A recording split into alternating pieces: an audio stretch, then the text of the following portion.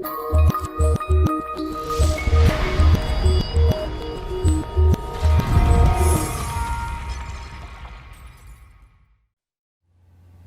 Gary here. Don't you hate, that awful four-letter word, math? Yeah, I know, you know what I was going to say. I'm not going to say that. I'm on video here. I wouldn't do that. Math. It comes to mind because it's the number one most important thing to figure out when you're looking at investing in your company's 401k. Now, I'm assuming they have four key items, and this is number one, a company match.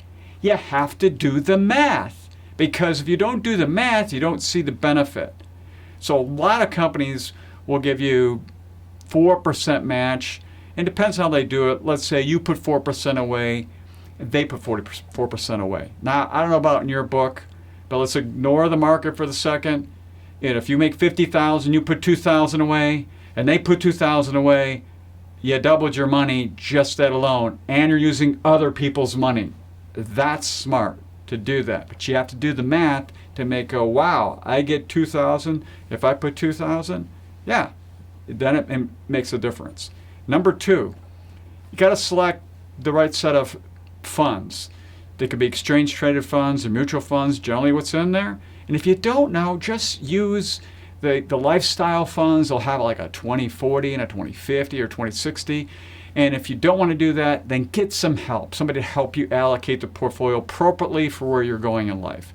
Number three, there's a vesting schedule. This is where that other 2,000 match may or may not come into play. Depends on the plan, and you can check this out.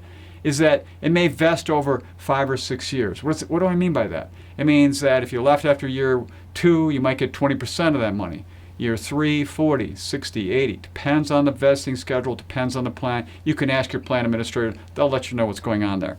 Number 4, might have a loan capability. You can take a loan from your own account. Now, this is kind of an interesting one, because even though you're taking a loan, remember, a loan there has to be an interest rate, and you have to pay interest on a loan. So that sounds bad. Well, yes and no.